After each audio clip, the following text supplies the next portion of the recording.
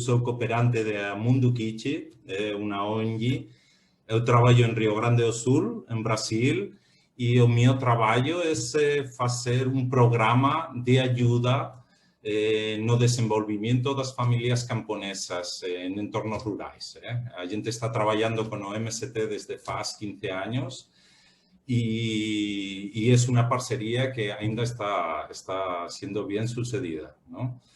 Conosco vai me ajudar um pouco nesta conversa com a Lili, vai me ajudar a Adriana Novaes, que neste momento pues, está cumprindo umas tarefas de relações políticas na Secretaria Estadual de São Paulo, com o MST. Mas, bueno, ela tem uma trajetória bem longa, de mais de 15 anos, de sensibilidade e, sobretudo, trabalhando en esa luta contra a violência das mulheres, tanto en asentamentos como en acampamentos. Além de um monte de artigos que ela tem escrito sobre este tema. Tá? Boa tarde, Adriana. Boa tarde, Nátio. Boa tarde, Lili. Boa tarde a todo mundo que está nos vendo ou pode nos ver no futuro. É um prazer estar aqui, né, nesse espaço proporcionado pelo Mundo Kid, com quem o MST tem uma bela relação, né, cultiva uma bela relação de solidariedade. Então, estou muito feliz de estar aqui, muito animada, especialmente, né, pelo março de lutas que estamos realizando, né, em jornada. Então, muito obrigada pela oportunidade de estar aqui com a Lili. Beleza. E agora, Lili. Acho que apresentar a Lili é bem mais complexo, mas vou tentar.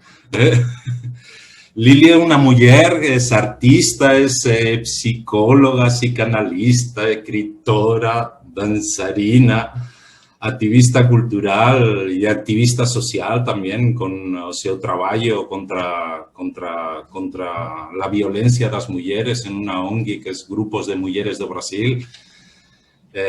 Ela é filha de Eliane de Gramont e de Lindomar Castillo, mas como ela se define, e para mim foi isso, eu fiquei impressionado, não? É como filha de um feminicídio, não? Provavelmente foi um dos feminicídios mais mediáticos do Brasil, pela fama, não? Quando o pai de Lili matou a sua mãe. E de aí, bueno, pues mudou a sua infância de um jeito, não? Mas também foi início do movimento feminista brasileiro, tá? Mas para mim é, sobretudo, uma mulher que foi capaz de transformar todo esse dor, não? Em coragem e em luta pelos direitos das mulheres. Um orgulho estar com você, Lili. Oi, Nátio, muito obrigada, viu? É sempre emocionante ouvir essa descrição por uma outra pessoa. Cada vez que eu ouço, muitos momentos parece que não é comigo, e ao mesmo tempo eu estou sempre me lembrando, essa daí sou eu, né? E tudo isso, esse 1 milhão de coisas que eu me tornei, que hoje eu sou, né? Todos os meus interesses e todos os estudos fazem parte justamente de uma mente inquieta e uma mente que foi buscando em vários lugares essa vou chamar de coisa, que hoje está tão mais clara para mim, né? Que é justamente o encontro comigo mesma e essa apropriação da minha história e o direcionamento da minha história para um propósito que me preenche, né? Então, sim, sempre fui bailarina. A minha principal profissão foi a dança, sou artista do corpo.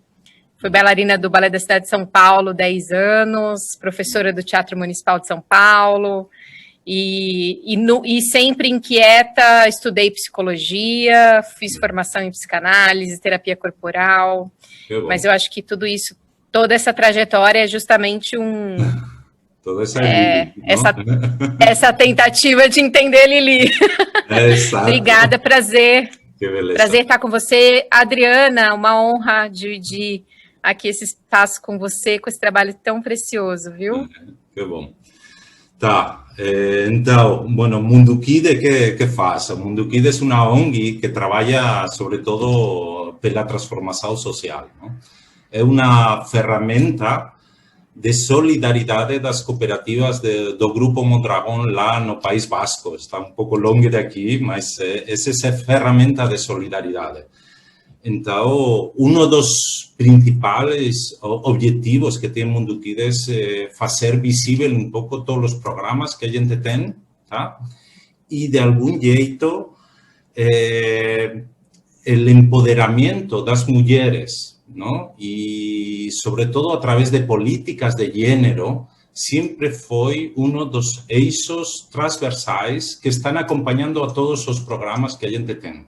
No somente en Brasil, a gente tem programas en Brasil, tem en Ecuador, en Colombia, Mozambique, en Etiopía, mas siempre ese empoderamento das mulheres es uno dos eixos transversais y principais, tá? Entonces, de ahí, a gente hoy va a falar precisamente de eso, de políticas de género y sobre todo con vocês duas, ¿no? Sobre de ese grande problema que es violencia contra las mujeres, ¿tá? Entonces, de ahí, Lili, a gente te presentó con ese perfil tan multidisciplinar. Eu esqueci un monte de cosas, ¿no? Mas para mí, y você sabe disso, ¿no? Lo que eu fiquei mais impressionado es precisamente por eso, ¿no? Porque você foi capaz de transformar-se primeiro, ¿no? Y de un dor, você pasó de algún jeito al amor, ¿no? Y eso es lo que para mí faz a você inspiradora. También para otro tipo de mulheres que acho que están aconteciendo las mismas cosas, ¿no? Então, a minha primeira pergunta vai ser bem complexa, mas bem fácil, não? O que é realmente essa Lili, não? E como foi esse processo de transformação? Porque acho que não foi nem fácil, foi um pouco a pouco, não? Mas pode falar, Lili.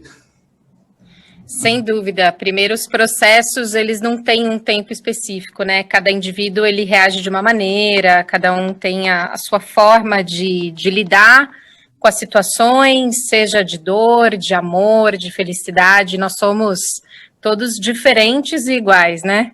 É muito bonito essa questão até dos direitos humanos, que carrega muito forte essa questão, né? Como a gente lida com questões que são de ordem individual, mas que reverberam num coletivo. Mas acho que eu tenho que começar do começo, não tem como pular aqui, é que esse já é o fim, né? Já é onde eu me encontro nesse momento. Mas sim, sou filha de um feminicídio, eu sou filha dos cantores Lindomar Castilho e Eliane de Gramont. Esse feminicídio ele aconteceu em 81, um período onde o Brasil se encontrava no momento assim, pós-ditadura, mas ainda existia muito, estava acabando a ditadura militar no Brasil, então um momento de muita opressão, de muitas mudanças, né? Eu acho que não só nas políticas para a mulher, mas também de uma maneira geral, né? Para a questão da liberdade de expressão, de voz, né? Da liberdade, da construção de cidadania ativa. Acho que foram anos muito importantes de construção. E em 81, existiam grupos de feministas, vou destacar 2 grupos, tá? Mas eram mais, mas são que afetam diretamente a minha história. Um era o SOS Mulher, em São Paulo, que já estava super organizado, porque algumas mulheres estavam voltando do exílio e formaram esse grupo em São Paulo. Então, eram mulheres que já estavam com uma cabeça super aberta, assim, para a mudança, para essa construção de liberdade, e um grupo que, na verdade, é mineiro, é um grupo que tem esse slogan muito famoso, né, Quem Ama Não Mata, é um grupo de feministas que existe até hoje, que começou em BH, mas que, em 81, existiu o segundo julgamento da Ângela Diniz com Doc Street, que hoje tem até um podcast que chama Praia dos Ossos, super recomendo para que as pessoas ouçam, conta bastante, tem um recorte muito interessante dessa época, né, como construção de direitos da mulher, acho que é fundamental entender os anos 80. E aí, nesse segundo, o primeiro julgamento do Dock Street, que também assassinou Ângela Diniz por amor, né, esse amor que a gente não compreende tanto, ele tinha sido condenado a 2 anos em liberdade, né, justamente por ter usado o argumento de legítima defesa da honra. E aí, o que acontece? Em 81, quando morre a minha mãe em março, minha mãe, uma jovem de 26 anos, cantora, já com uma música na novela, quem brasileiro sabe que novela no Brasil é novela da Globo, então, assim, todo mundo participa e vê, acompanha, né?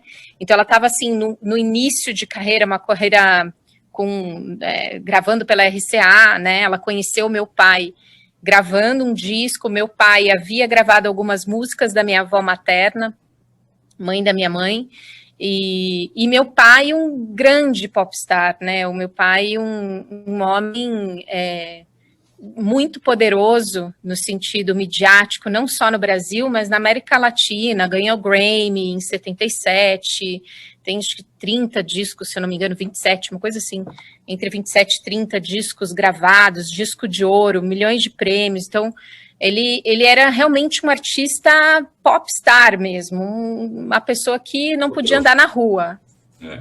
Poderoso.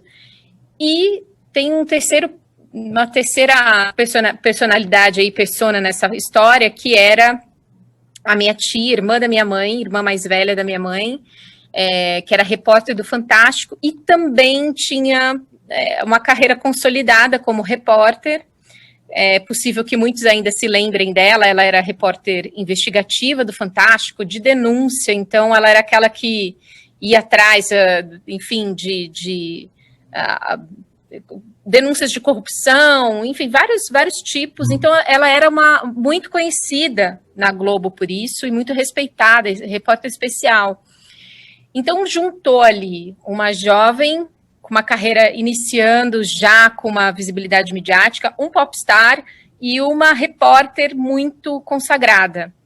E isso gerou mídia. Então, o que aconteceu? O Quem Ama Não Mata, da Ângela, que estava ali, né, forte em Minas Gerais, ganhou uma visibilidade a partir da morte da minha mãe, midiática. Isso foi para a televisão, né? Então, as feministas de São Paulo usaram esse slogan também, que na verdade na época nem era um slogan, né? Era uma frase.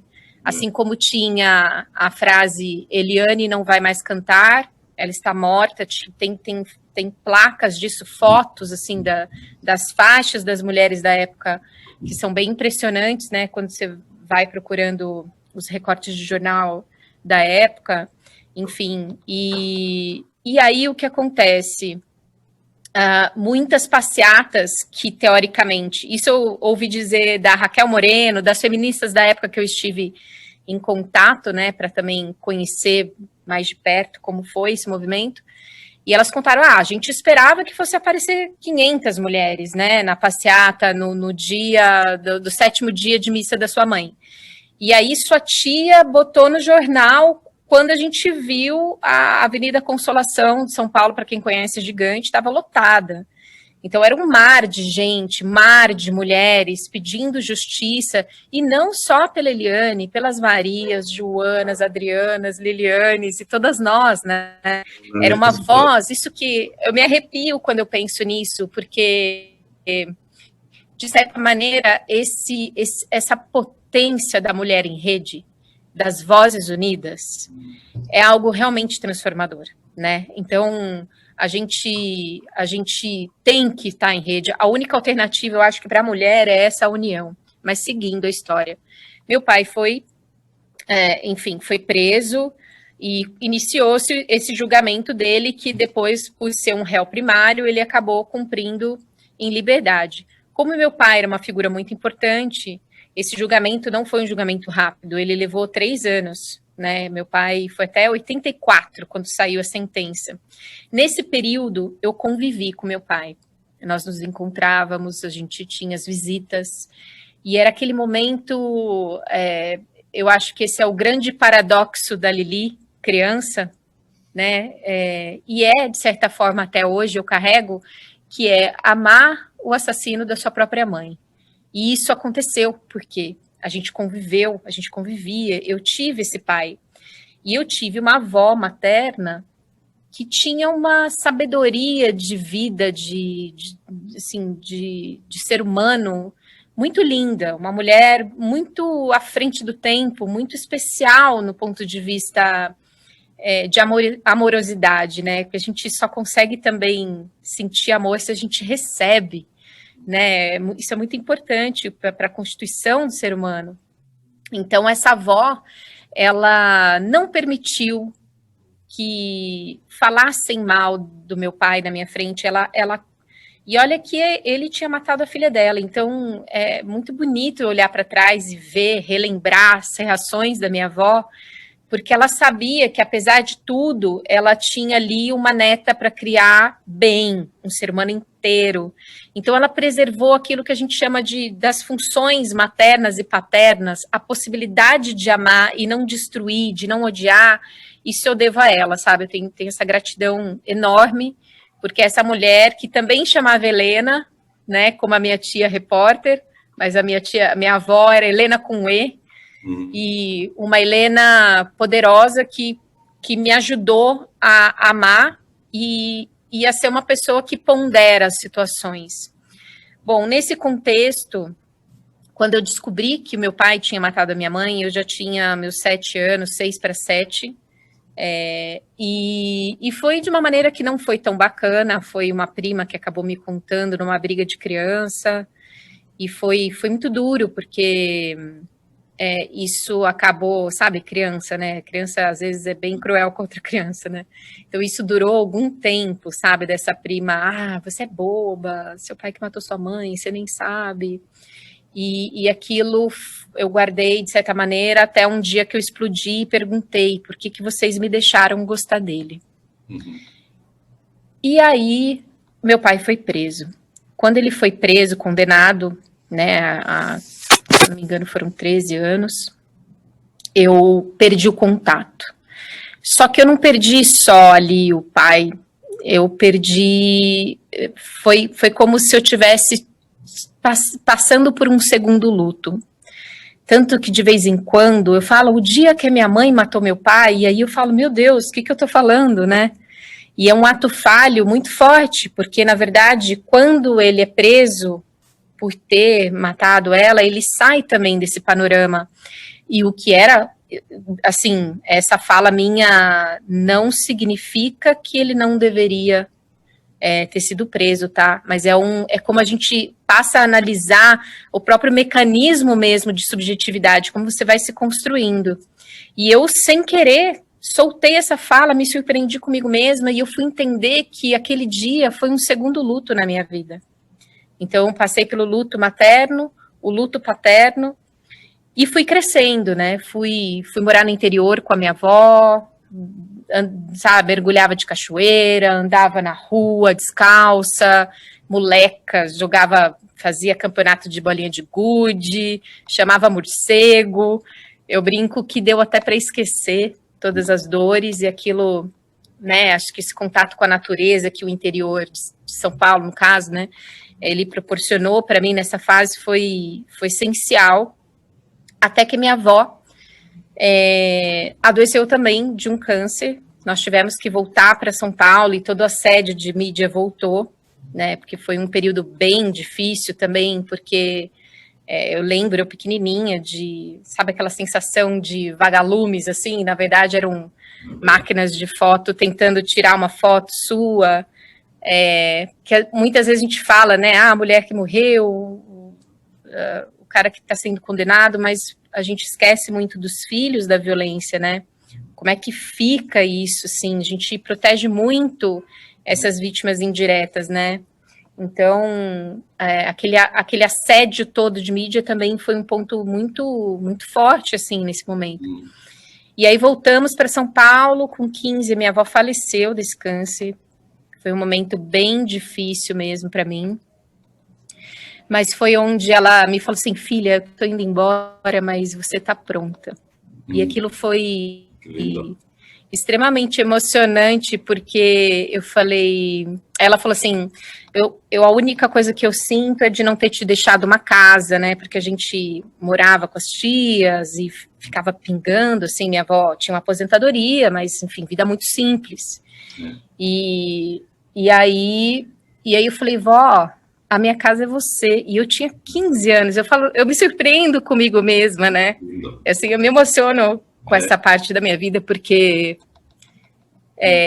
eu era muito menina, né? Assim, só que você vê como a gente, quando a gente tem amor, a gente consegue enfrentar tudo e consegue amadurecer com dignidade, sabe? Mesmo na tristeza, assim. Então, eu defendo muito educação e amor, mas enfim, essa minha avó hoje me ensinou, né, que a minha casa era ela, que a minha casa não é um espaço físico, que a nossa casa é um espaço muitas vezes subjetivo, porque o que mais importa é ali, quem está ali do seu lado, né? Claro que, pelo amor de Deus, a gente tem que ter o mínimo nessa vida, né? Temos que brigar muito pelo mínimo da dignidade humana, por favor, mas é como se ter alguém como Dona Helena do lado, você fica pronta para tudo, sabe? E hoje eu amadureci ainda mais essa ideia da casa, dizendo que hoje eu consigo também perceber que quando a gente ganha essa potência, a nossa casa passa a ser nós mesmos, né?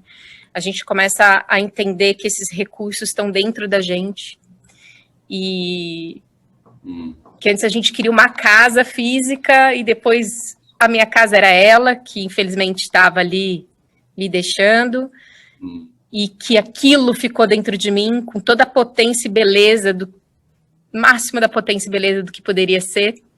E hoje ela mora em mim, isso está em mim, eu carrego em mim, eu passo adiante, né? E aí, dos 15 em diante, essa Liliane que passa a ser independente, né? Porque com 17 eu já fui estudar dança fora do Brasil. Tive um reencontro com meu pai, porque nesse momento ele foi solto. E aí eu já não tinha mais a Dona Helena ali para magoar, né? Que buscar, assim, os filhos adotivos ou os filhos da violência. Tem uma questão que a gente sempre acha que a gente vai querer renegar esse outro lado ou não ouvir. E por uma parte da minha vida, eu fui até acusada, a Lili é em cima do muro, ela não se posiciona em relação ao pai, que não sei o quê, a mídia, de novo, né, sensacionalista, você perdoou ou não perdoou? Então, uma pergunta que é muito mais uma curiosidade do que realmente se importar, né, se o outro realmente está bem. Então, o que eu tenho para dizer é que, assim, a gente sempre quer saber de onde a gente veio. Sabe, saber nossas raízes, entender, olhar no olho e resgatar também. Eu tinha saudade daquele pai que eu tinha, e o meu pai tinha saudade da filhinha dele, porque, de certa maneira, eu não sei, é tão paradoxal tudo isso que eu tô falando, eu tenho total consciência disso, tá? Mas ele era bom pai. Que resta a pergunta, né? Como um bom pai faz isso com a mãe da própria filha, né? Então, por isso que eu falo que é paradoxal. Mas, de certa maneira, ali, do meu ponto de vista, eu tinha um pai presente, que não faltava para nada, que ia às consultas médicas e que estava ali, né? E que depois, anos mais tarde, que essa pergunta vem à tona e é onde eu digo que é o paradoxo.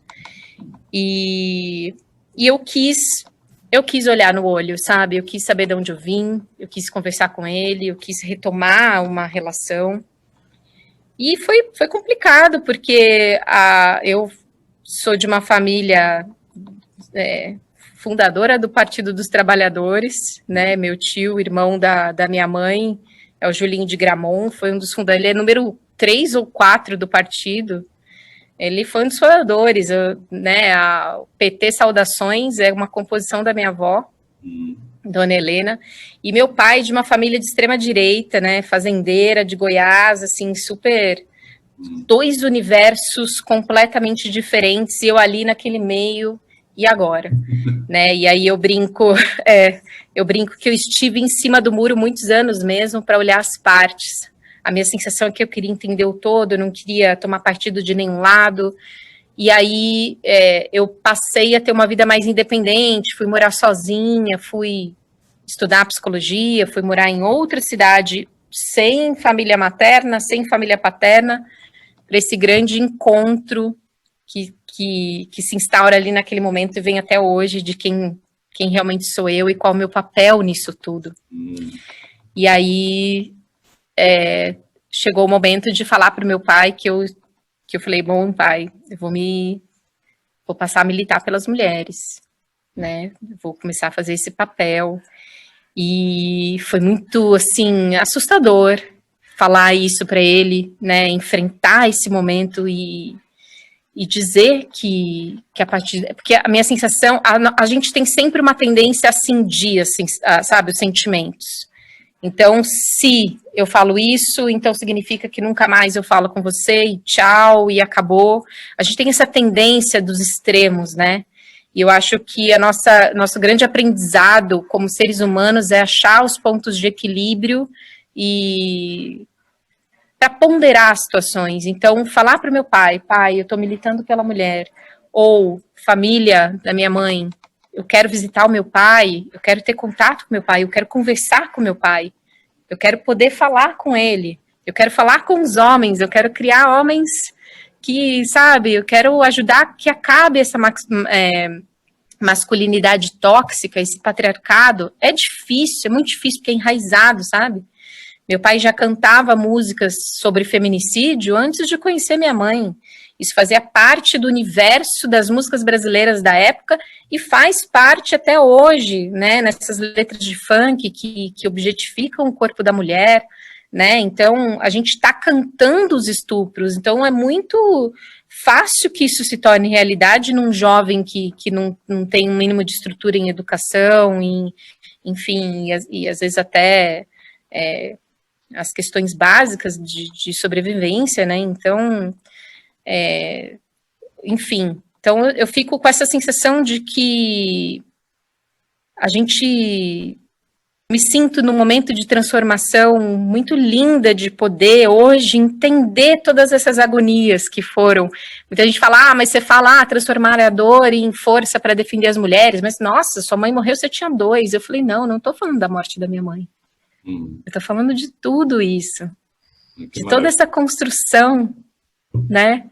Enfim, e aí a Lili foi se enchendo de cursos e esse encontro com a arte que me salvou. Mas aí eu vou deixar vocês continuarem um pouquinho mais, senão eu vou ficar aqui falando uma hora. No, mas acho que es una maravilla oír a você. Acho soltou, falou de 2 ou 3 coisas, como o amor é possível.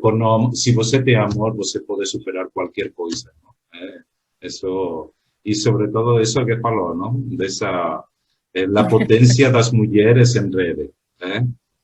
Sí, acho que tem uma capacidade de transformar o mundo bem forte. E para mim foi uma delícia. O jeito que você respondeu, porque está respondendo sempre desde a importância que teve essa educação no amor. Não é? Tá. Exatamente. Que bom.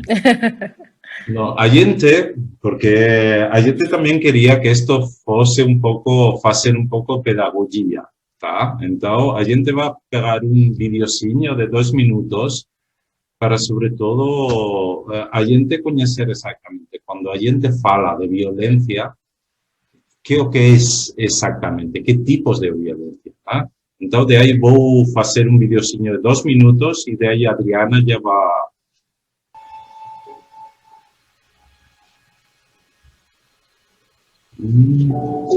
¿Están viendo?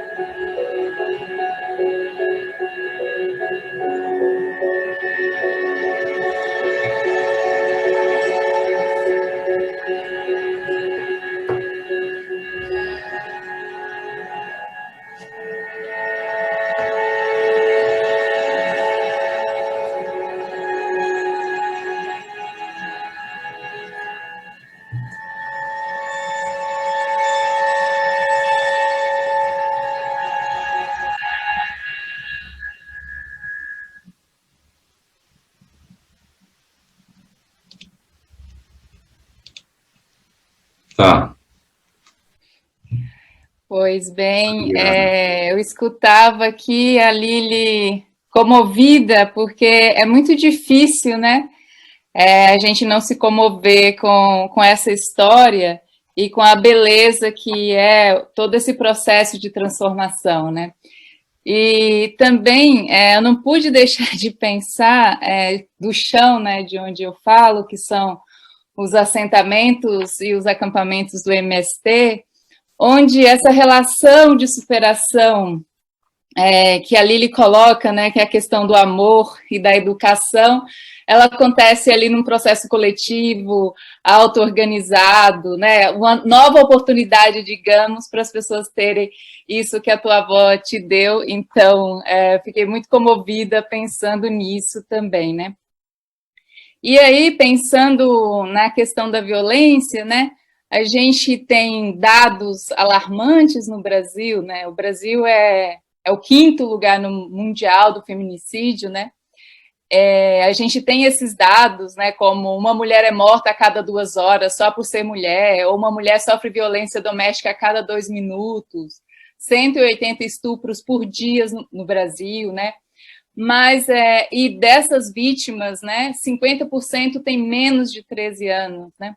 E aí, pensando no vídeo que o Nacho colocou agora nessa tipificação da violência, pensando nesses dados, né? E pensando também que esses dados não alcançam a realidade concreta, é muito mais do que isso, né? A gente é atravessado por uma questão estrutural gigantesca, né?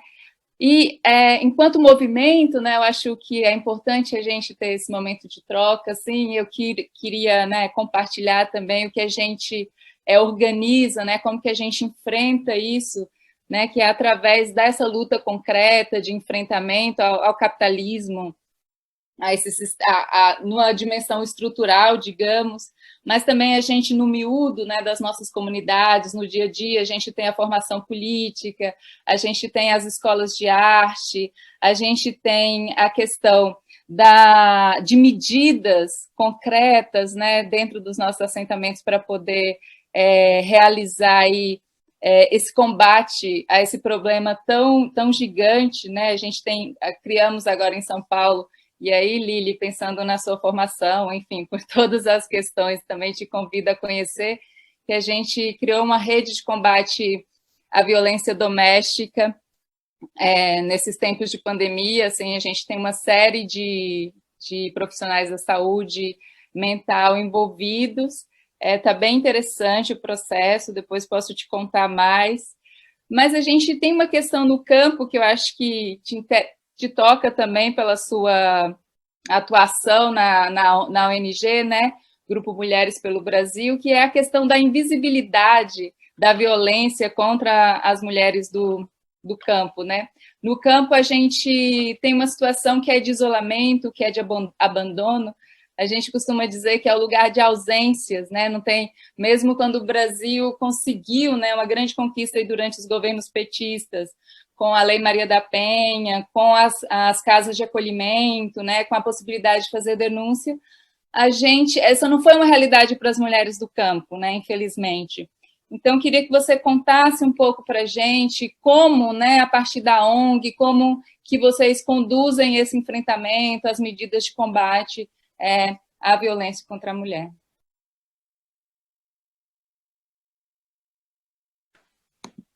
Você diz no Grupo Mulheres do Brasil?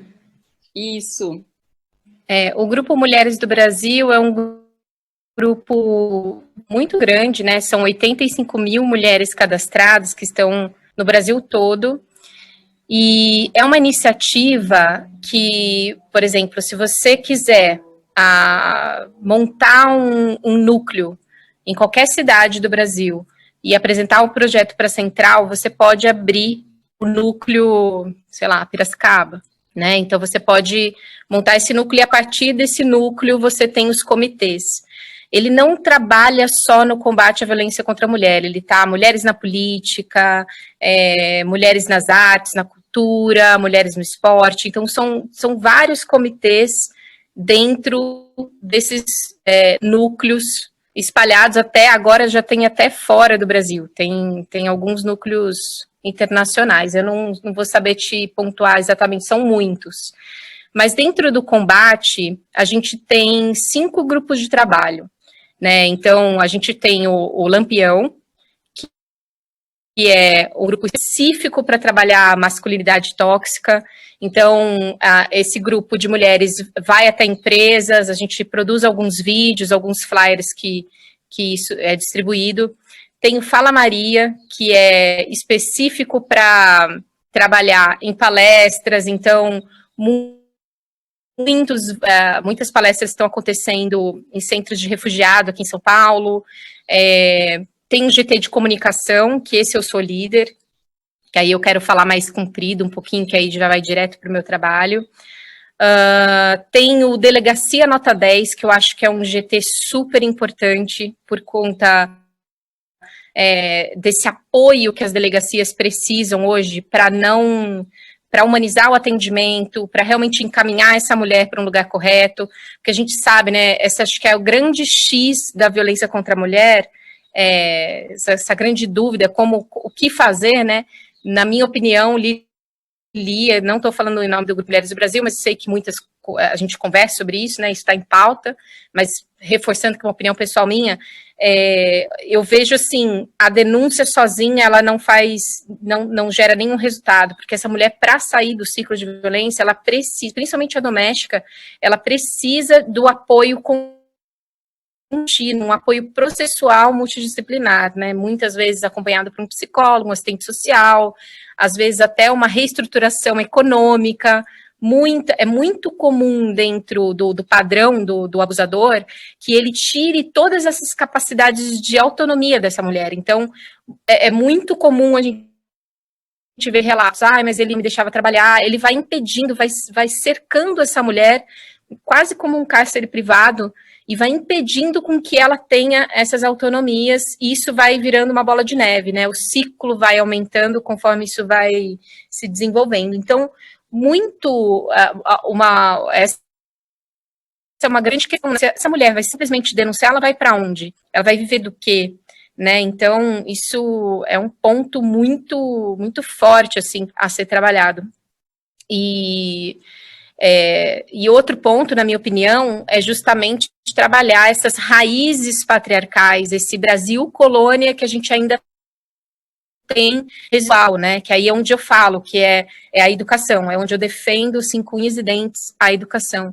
Então, como a gente pode aplicar dentro de escolas, e esse é o outro GT, tá, é o outro GT que trabalha com crianças e adolescentes, tanto que antes o Grupo Mulheres do Brasil, o Comitê de Combate à Violência era só contra a mulher, agora é contra a mulher e meninas, né, a gente ampliou esse trabalho esse ano, justamente pensando nesses números absurdos de violência contra as crianças, né, você mesma citou, boa parte desses abusos de ordem sexual, eles acontecem com menores de 13 anos, e, enfim, então, o Grupo Mulheres do Brasil, ele vai fazendo também parcerias ali com as justiceiras, parcerias vai ajudando outras entidades a pensar sobre a questão e vai botando em debate, principalmente nesse trabalho direto dos GTs.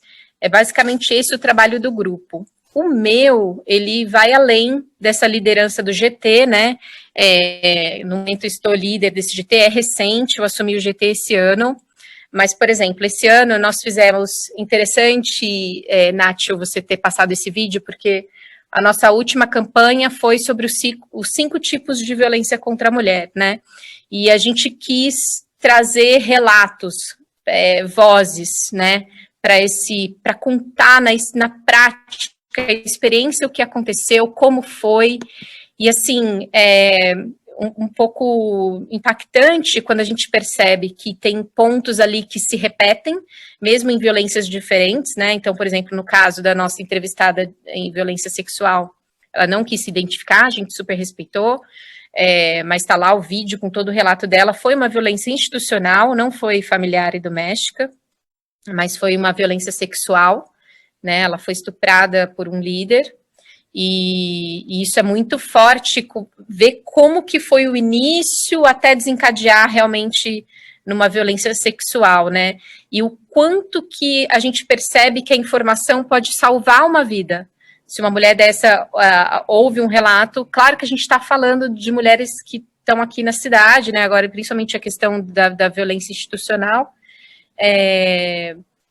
Mas, enfim, no caso foi essa entrevistada desse trabalho, e é muito interessante ver que esse mesmo enfraquecimento de segurança, de autonomia, da voz, né, como a voz ela vai sendo calada aos poucos e de forma cíclica. Então, essa voz vai se tornando cada vez mais fraca até a hora que o abusador, parece que é premeditado, né, ele sabe qual é a hora que, pronto, cheguei no limite e vou no extremo, que aí no caso da violência física desemboca num feminicídio, enfim. E outros tipos de violência que a gente nem conhece tanto e que foram muito importantes também e que causaram ali uma mobilização até nas mídias do grupo, por exemplo, a patrimonial. Ela é muito comum, porque assim, a gente sabe que a violência física e a violência sexual, os números são alarmantes e a gente sabe que tem subnotificação, né? Que é um pouco do que a Adriana estava falando. A gente sabe que não são os números reais, é muito maior. Agora, quando a gente fala de violência institucional, de violência patrimonial, moral, psicológica, então, é quase que eu posso afirmar que todas as mulheres já passaram por isso. Nós todas. Ou por um pai, ou por um irmão, ou por um chefe, ou por um professor. Em algum momento, uma mulher passou por uma situação dessa. Por isso que eu digo que um dos focos do combate seria realmente trabalhar essa herança do patriarcado, essa herança dessa masculinidade tóxica, e inclusive nas próprias mulheres, né? Porque a gente, de certa maneira, de forma sistêmica, a gente ensina de mãe para filho padrões que a gente aprendeu, né? Por isso que eu falo, o amor salva, claro, porque o amor ele é muito potente, mas o amor ele não é bobinho. Ele não é aceitar algo que te faz mal, que te machuca e que te viola, né? O amor é outra coisa. Então, não é aquele amor romântico de, ai, tadinho, mas coitadinho dele, vamos lá, ajuda. Não é esse amor que a dona Helena me ensinou. Ao contrário, filha, seu pai matou a sua mãe. Ele é alcoólatra, ele bebe, ele é uma pessoa perigosa, mas ele te amava. Ele sempre te amou. Então, assim, ela conseguia trazer humanidade na realidade, nas questões concretas, né? Então, esse trabalho, né, eu acho que, basicamente, o trabalho que eu tenho feito no Grupo Mulheres do Brasil é um trabalho específico que resumiria em uma frase: a informação salva vidas. Então, agora, a nossa próxima campanha que a gente está alinhando é divulgar os canais de governo, a gente quer mapear todos os centros de atendimento do Brasil, também entender quais são as cidades que não têm, enfim, os centros de referência, as delegacias da mulher, entender quais são, a gente sabe que só 10% dos municípios têm, né, os serviços especializados na relação, na questão de gênero. E isso é muito pouco, né? Não é à toa que os nossos números são tão alarmantes, porque a gente tem um atendimento também, né? Dentro dessas entrevistas, a gente também percebeu essa questão de como as mulheres que denunciaram, como elas foram atendidas, as mulheres que sofreram a violência patrimonial, o que aconteceu, a injustiça do que gerou o processo delas, né? Então, essa foi a grande queixa dessas mulheres, principalmente nas mídias, quando a gente lançou o patrimonial. E o patrimonial, às vezes, é quando o companheiro, enfim, alguém vai lá e destrói uma peça de roupa que você gostava, maltrata o seu bicho de estimação. Todo mundo acha que é a herança, né, que é a casa e que é o carro, e não. A patrimonial, ela pode, são os bens que têm valor emocional para essa mulher. Então, você imagina como isso amplia o número de vítimas, né, de mulheres em situação de violência. E a psicológica, ela é muito, bom, aí já é até minha especialidade, né, como psicólogo posso dizer, ela é muito mais sádica, né? Porque ela vem nas entrelinhas, ela vem naquele homem que combina algo com a sua esposa e ele deixa de cumprir e depois faz com que aquele mesmo combinado do casal se torne um ponto de violência, né? Então, ou até a tortura da ameaça, né? Aquela mulher que vive o tempo inteiro em tensão. Agora, a gente sabe também que as violências, elas acontecem simultaneamente. A mulher que sofre a violência física sofre todas as outras, com certeza, né? Então, é muito impactante, mas é muito importante também a gente saber esse ciclo da violência e os sinais de cada característica, né? Porque muitas vezes esse homem abusador, ele é um homem acima de qualquer suspeita. Ele é maravilhoso, ele trabalha, ele traz dinheiro para casa, ele é amigo, todo mundo gosta dele, e de repente essa mulher, ela fica sem voz e desacreditada. Ah, vai lá, faz as pazes com seu marido, que isso, deixa disso, né? Aí de novo o patriarcado, né? Essa mulher que pertenceu ao homem até 88, quando a gente consegue mudar a Constituição. De novo voltando para os anos 80, né? Direitos iguais entre homens e mulheres passou a valer em 88. Gente, é muito recente, né? Acho que a gente sim conquistou muitas coisas. Para a gente estar aqui, né, Adriana, eu e você falando com o Nacho, a gente teve esse ganho, mas acho que a gente ainda está muito longe do ideal. Tirando o Grupo Mulheres do Brasil, eu faço um trabalho de arte militante, que é o Casa de Vidro, que fala especialmente sobre a violência contra a mulher psicológica, mas eu acho que deixo para contar mais tarde. Tá bom. Sim, Adriana, o microfone. Tá. Ok.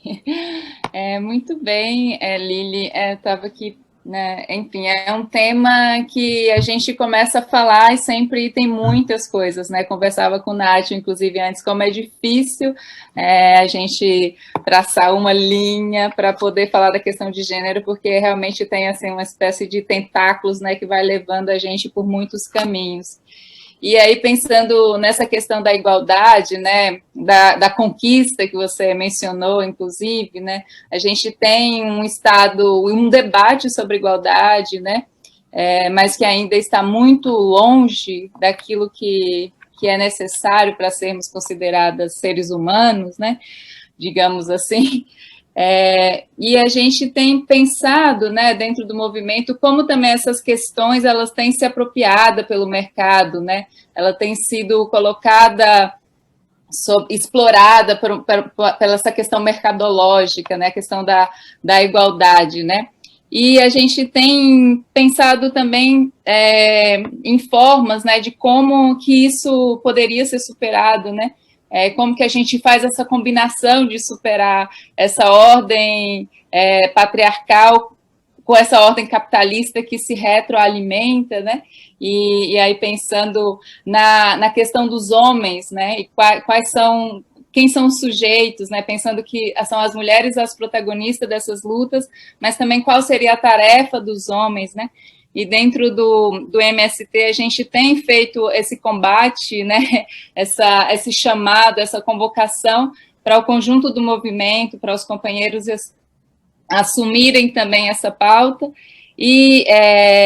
E a gente pensando, assim, aí tem essa dimensão da esfera militante, que a gente faz o debate político, mas a gente vê uma realidade concreta no campo, que é uma cultura patriarcal muito consolidada, né? Ela é muito forte, ela já se dá ali na própria relação da divisão sexual do trabalho, né? O trabalho da força, da roça, né? A questão da dependência da mulher, e com relação ao homem, né, de ser um trabalho invisibilizado, aquilo que ela faz na roça, e pensando nessa questão da violência patrimonial, eu li uma coisa assim que me tocou muito, que foi uma forma de agressão, foi o homem jogar agrotóxico no canteiro agroecológico, né, que a mulher tinha feito, num quintal produtivo, né, que a gente chama.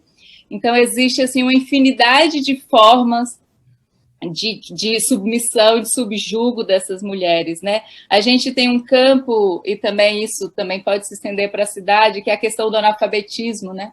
Dialogando muito com isso que você coloca, que informação salva vida, né? Muitas mulheres não têm a menor ideia, não têm o conhecimento, não se sentem nem merecedoras de serem ouvidas, de serem atendidas, né? E a gente tenta uma via, que é a via de buscar essa autonomia também pela questão da produção, né, da geração de renda das mulheres, né, da construção da agroecologia. O Nátio bem inteirado desse tema. E eu queria ver que você falasse um pouco para a gente, né, você já apontou uma linha que é prioritária, que é essa da informação, mas queria que você me dissesse quais são as outras que você pensa que é prioritária para esse combate e também como que você entende que a relação dos homens com o feminismo, né? Acho que você podia conversar um pouco com a gente sobre isso também. Microfone, Lili. Tá. Muito bacana, Adri. Assim, ontem isso que você estava dizendo me lembrou uma discussão de ontem, né? Nós estávamos discutindo sobre a próxima campanha, que na verdade são os canais de pedido de socorro, 180, 190, enfim. E aí a questão é, puxa, a gente fica sempre, né, querendo ou não, divulgando os canais São Paulo, Rio, BH, enfim, a gente precisa ir mais longe, a gente precisa atingir essa mulher do campo, que não tem internet, como, isso foi uma questão que estávamos conversando, estamos ainda, né, aliás, até é bom te ouvir, e quem sabe até discutir mais sobre isso num segundo momento, né, você pode até nos ajudar a pensar alternativas, estratégias, e também pensamos sobre o analfabetismo, mulheres que não conseguem ler, aí surgiu a ideia de pensar em arquivos de áudio, só que se um homem abusador pega esse áudio, ouve esse áudio, isso se torna uma ferramenta que vai botar essa mulher em mais risco ainda. Então nós estamos nesse momento da discussão. Qual é o tipo, como que a informação vai chegar de forma segura, disfarçada numa letra de música, então ela tem ali 30 segundos de uma música que não tem nada a ver com o tema, e depois a gente começa um áudio que fala sobre os canais e volta para uma música, aí uma colega, não, mas a gente põe ali, não deu play, não sei o quê, mas e se ela for analfabeta, ou se ela for cega? Então, assim, a gente está é muito difícil pensar, né, quais são os meios que realmente funcionam e quais são, mesmo para os especialistas, quem está mergulhado nisso sabe que não é tão simples assim. Agora, tem um ponto que você disse que eu acho maravilhoso, que acho que até dá para estender em relação à conversa com os homens, que é justamente a questão da mulher, é uma questão social, uma questão do coletivo, né? Então, mas é Grupo Mulheres do Brasil, não pode participar homem? Pode, os homens são bem-vindos. Mas minha vizinha, ixi, olha lá, tá batendo nela de novo. Eu tenho tudo a ver com isso, né? A gente tem que entender que, enfim, assim como a gente deve proteger as crianças, até pelo né, próprio estatuto da criança, nosso dever como sociedade cuidar delas, seja seu filho ou não, também dever você cuidar dessa vizinha que está sofrendo violência, né? Então, tem uma das campanhas nossas ali, é o Cutuco Vizinho, né? Que também não é uma ideia nossa, é uma mobilização que é internacional, já tem em outros países, mas as ideias boas são para ser feitas também, né? É isso que eu falo. Às vezes eu estou dando aula de dança e eu falo, não se preocupa em achar que você está copiando do vizinho. O que é bom é para pegar a influência boa mesmo e experimentar no seu corpo. E eu digo mesmo em relação às campanhas boas, a gente tem que replicar as coisas boas, repostar e fazer ela girar. E não só em uma mídia de internet, né, uma mídia social, mas num WhatsApp, né, sei lá, um folheto para os lugares que não tem internet, aí essa grande questão, né, do analfabetismo no Brasil, que é uma pulga que nós estamos agora trabalhando nela, e entender como que a gente faz para que essa informação chegue cada vez mais longe em mais gente, né, de forma segura. Porque, de novo, não adianta que nem agora tem o BO eletrônico, que legal, tem o BO eletrônico, só que muitas vezes a mulher não sabe que ela vai fazer um BO eletrônico e que o marido dela vai receber uma intimação. E muitas vezes ela não se preparou, não saiu de casa, ela está exposta à violência e o marido recebe uma intimação. Então, isso é super grave, né? Então, essa mulher tem que saber que um BO eletrônico não é, primeiro, não é uma brincadeirinha, eu fiquei bravinho, vou lá fazer, não é isso, e também não é o outro extremo, que é, eu realmente vou fazer um BO de um caso, né, super grave, e isso vai, e achar que esse marido ele vai receber dentro da casa dela, junto com ela, né, antes da polícia chegar. Então, é muito sério, né, o processual, o que é o processual, né, todas essas etapas de acolhimento à mulher em situação de violência, elas são fundamentais para solucionar aquela problema, aquela vida, né? Aquela pessoa em especial. No macro, se a gente não conversar com os homens, a gente não envolver os homens, a gente vai ficar patinando. Então, eu apontaria 2 questões. A inclusão dos homens nessa discussão, sem dúvida, e a união das mulheres. Porque ainda, infelizmente, a gente tem também como residual do patriarcado essa ideia de que, lá, tá vendo? Mulher não serve para trabalhar junto, mulher briga. Tá vendo? Elas começam com esse mimimi, tá de TPM, já brigou com a outra, não dá certo, é melhor separar. Não, muita mulher aqui, né, no escritório ou dentro dessa... Não dá para botar a mulher junto. Então, assim, isso é muito comum a gente ouvir e, de certa maneira, as mulheres compram essa ideia, né? Então, muitas mulheres julgam a outra mulher. E aí, eu gosto sempre de contar isso, porque a gente estava fazendo um seminário no Novembro Laranja, que estava tendo uma série de palestras, né, no dia 25 de novembro do ano passado. E aí, enfim, o assunto nem era sobre isso, mas alguém tocou no assunto da Mari Ferrer, do julgamento da questão da Mari Ferrer, e um homem, e eu estava assistindo, tá? Eu não estava na live, eu estava acompanhando o chat. Aí um homem entrou e escreveu assim: a Mari Ferrer mentiu, ela é uma mentirosa, tudo isso, e começou a defender ali por A mais B. Eu falei, gente, no primeiro momento, que absurdo, mas aquilo foi simbólico para mim no seguinte ponto: homens se defendem o tempo todo. Eu não sei se aquele moço era um parente lá eu esqueci o nome do agressor da Mari, mas enfim, acho que é André. Eu não sei se eles eram amigos ou eram parentes, eu não sei te dizer. Talvez não, talvez só seja um homem replicando um sistema patriarcal que é agir em defesa do outro homem, mesmo que ele discorde do que esse homem fez. Depois a gente... Não, primeiro eu defendo meu amigão, depois a gente vai lá e conversa. Não, então, assim, as mulheres é o contrário o comportamento. Muitas vezes a gente... mas tá vendo? Tava com a roupa curta aí, viu? Saiu sozinha. Tô falando, olha lá, brigou com o marido de novo. Então, a gente tem esse comportamento muito forte ainda nas mulheres, né? Assim, sem querer. Porque aprendeu assim. Porque talvez não saiba, por isso que eu falo, informação salva a vida. Porque talvez elas não saibam fazer diferente, né? Então, a gente vai replicando comportamentos. E é isso, acho que a violência contra a mulher é um problema de todos, todas e todes. É verdade. É verdade. Mas ainda tem uma caminhada bem longa,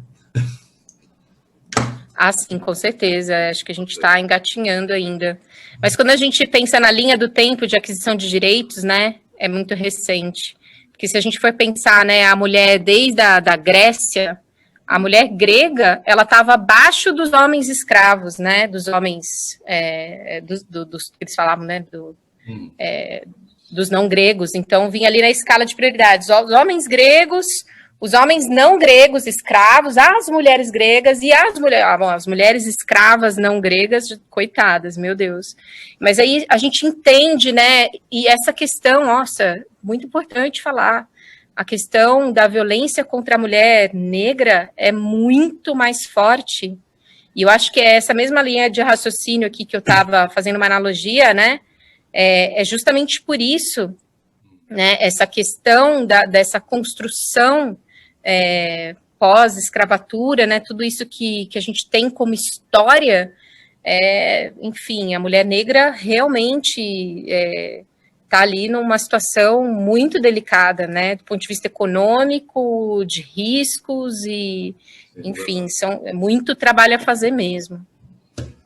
É verdade. Lili, a gente está falando já mais de uma hora. A gente não quer atrapalhar a você, porque sabemos que você tem que preparar ainda para amanhã, mas vamos a ir fechando, tá? Eu vou ler um pouco o que você colocou no seu site de Lili, não? Eu acredito na beleza, no amor, na arte. Eu acredito que temos a força de fazer valer os direitos humanos. Eu acredito na força da educação. Eu acredito na união de mulheres de diferentes cores e crenças. Eu acredito no empoderamento feminino, tá? Eu também acredito em muitas coisas, não? Mas eu acredito que este tipo de debates, tá? Sobretudo sobre gênero na sociedade, pues vão ajudar, não? A visibilizar um pouco todas essas coisas e a criar e mexer e puxar um pouco por esse tipo de políticas de prevenção. Se você ou qualquer que leia sobre Lili, dá para ver que sempre arte, educação, cultura, de algum jeito estavam misturados, não? E para você, sempre são ferramentas para visibilizar este tipo de coisas, não? Agora está preparando eu não sei, uma espécie de obra de dança e teatro, Casa de Vidro, dessa casa que você estava falando, não? Dessa casa que ensinou a sua avó, não? Acho que vai ser bem legal, porque está falando dessas conversas entre homens e mulheres. Então, eu gostaria que falasse disso. E, por supuesto, desse livro que eu achei esse título totalmente poético, Uma escada para a lua, maravilhoso, sobretudo com todas essas coisas que você está nos contando, não? Pode falar um pouquinho com isso e daí a gente já não atrapalha mais, Ainda temos um presente para você depois, mas fale um pouco disso, Ai, obrigada. Nossa, são palavras aí do site, mas elas são muito verdadeiras, viu? Muito, né? Sim, do fundo do coração, acho que tudo que eu acredito aí. Foi até gostoso de ouvir. Me pegou de surpresa também, né? Bom, o Casa de Vidro, ele é um ato político. Ele é uma arte militante, né? É um artivismo, né? Como eles dizem agora. E o que eu acho mais bonito, assim, quando você transforma um ato político em poesia, né? Porque ele não deixa de ser, assim, quando eu fiz a primeira vez, é como se a parte de dança, a parte estética, poética, enfim, que envolve arte, ela tivesse em segundo plano, porque o propósito era essa conversa, era o diálogo, era a informação salva-vidas. Só que aí a gente percebeu o quanto que essa ferramenta era potente, né? O quantas mulheres me escreveram. Eu tenho amigas terapeutas, psicólogas, né, que enfim, algumas que formaram comigo, a minha própria terapeuta, que mandaram pacientes assistir Casa de Vidro e que ficaram extremamente mobilizados, assim, e levaram para a terapia, e a terapia deu um passo, né, homens que com padrão de né, abusadores, assim, não pessoas violentas, mas que já estavam nesse caminho, lutando com essa masculinidade tóxica, né? Então, foi muito legal de perceber o quanto que isso realmente reverberou e mobilizou para uma possibilidade de ampliar o pensamento crítico e ampliar essa reflexão, esse espelhamento desse homem. Casa de Vidro, ele fala sobre a violência psicológica, então ele é a violência nas entrelinhas, é aquela que passa pelo normal, é aquela que você fala assim, imagina, isso é super comum. Não é comum, não é para ser comum, né? Então, eu acho que algumas até amigas falaram, nossa, Eliane, nunca pensei nisso, tipo, eu já passei por isso. Então, elas não sabiam que estavam passando por um tipo de violência. Então, é muito importante esse lugar da informação, né? E eu adorei essa analogia que você fez, porque eu juro que o casa de vidro não tem nada a ver com casa da minha avó, mas ninguém escapa de si mesmo, não é mesmo? Eu estou falando de mim quando eu faço um trabalho artístico, então, sim, é uma casa quebrada, né? Uma casa que é totalmente frágil, né? O vidro vai nessa transparência, eu pensei muito mais na questão da transparência, de revelar aquilo que ninguém quer mostrar, né? Que acontece dentro do ambiente familiar, que supostamente, ninguém se mete em briga de marido e mulher, né? Essa bobagem que é esse pensamento, e na verdade, que lindo, obrigada, eu adorei essa analogia. Agora, aliás, por favor, vou deixar, não sei quando que a gente passa quando que vai para o ar, mas eu estou em Casa de Vidro em cartaz amanhã, às 19 horas, pelo YouTube do Centro de Referência à Dança de São Paulo, sexta-feira também, no mesmo canal, mesmo horário, e sábado pelo Instagram do Centro de Referência à Dança, às 8 horas da noite. Então, fiquem todos convidados. E aí me envia, com certeza. Sim, eu te mando a ordem de serviço. O Escada para a Lua foi onde tudo começou. Foi onde essa minha vontade de militar iniciou. Então, Escada para a Lua não inventei agora, eu inventei quando eu tinha meus 5 anos, eu brinco que foi ali que eu virei artista. Eu era muito apegada à minha mãe, eu era filha grudinho, sabe? E eu fui uma criança meio precoce, assim, andei muito cedo, falei muito cedo. Então, quando a minha mãe morreu, eu tinha 2, mas eu falava perfeitamente, assim, e andava e era ativa, já era... do corpo, assim, essas habilidades físicas, assim, já tinha. E então, cada vez que alguém tocava a campainha, eu corria na porta e falava, ela voltou, ela chegou. E aí minha avó dizia, não, filha, ela não é ela tá no céu, ela não vai voltar. Isso durou, assim, um período longo, não foi um momento, foram ali 3 anos, porque a criança, ela age no concreto, né? Então, para mim, o céu era muito subjetividade, né? Eu olhava para cima e falava, mas cadê? Né? Então, eu ainda tinha essa esperança aí por muitos anos. Então, e eu tinha o hábito de, sempre que vinha o caminhão do lixo recolher, não sei, enfim, aqui no Brasil, nessa época, o caminhão do lixo fazia um barulhão, assim, eu adorava ir na janela ver o caminhão do lixo, achava um fenômeno, assim. E aí, nessa noite, eu corri para a janela para ver o caminhão e estava uma lua cheia, lindíssima. E eu lembro que o caminhão passou... E é muito maluco, né? Porque quando a gente tem emoção na memória, a gente lembra ela exatamente como ela foi. A gente lembra... Fica muito marcado, né? Então, eu era pequenininha, mas assim, eu lembro do caminhão indo embora, eu lembro de olhar para cima e ver aquela lua gigante, uma lua linda. E aí, eu observei, assim, o formato das crateras, né? E eu imaginei uma mulher sentada de perfil.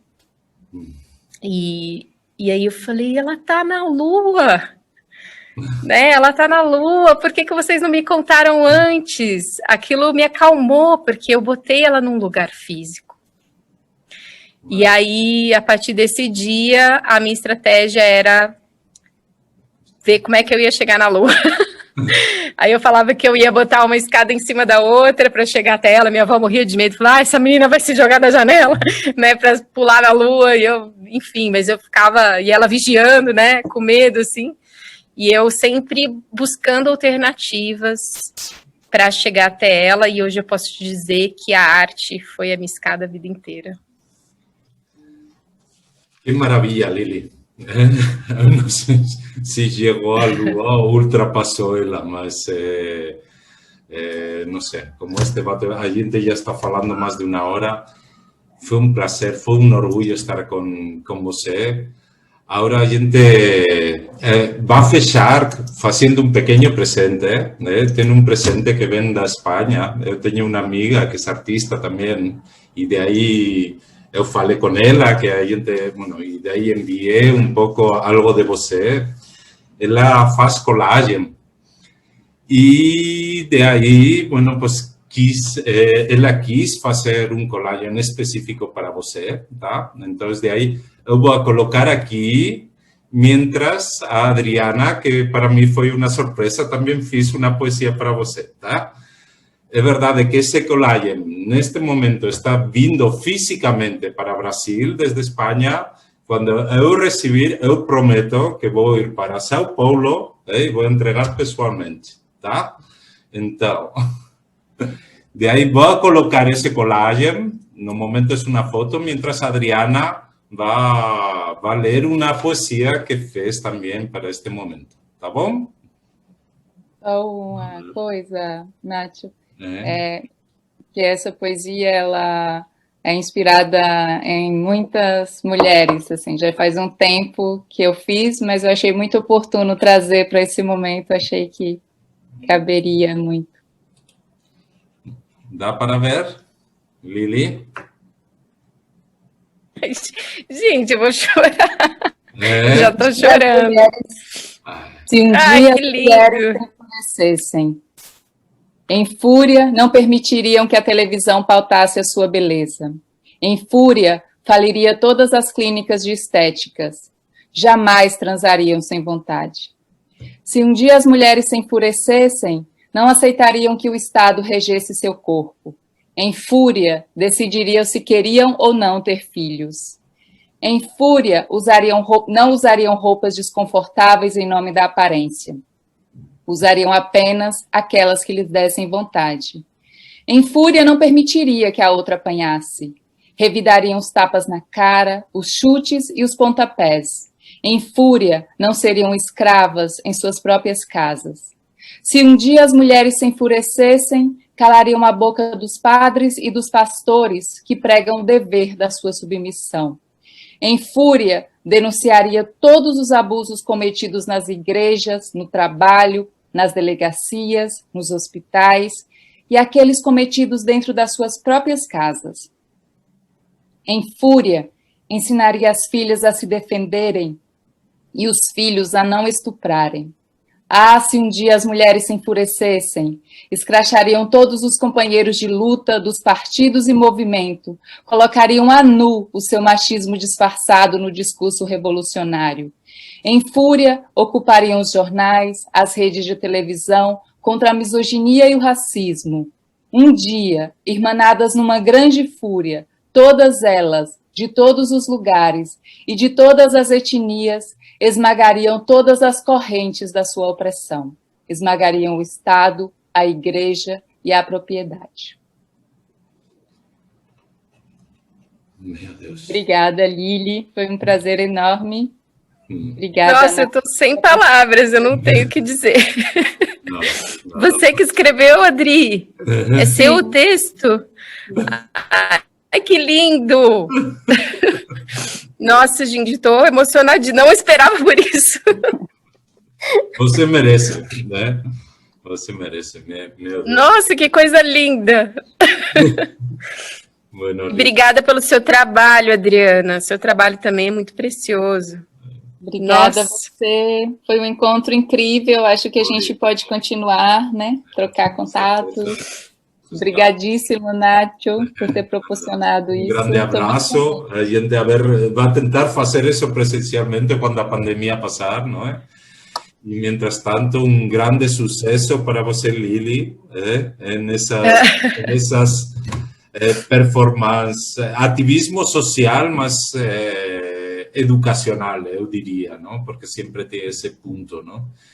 E nada, aqui você tem um amigo e daqui a pouco a gente vai vir com esse collage para entregar-te pessoalmente e dar-te esse grande abraço com força, não? E força e luta.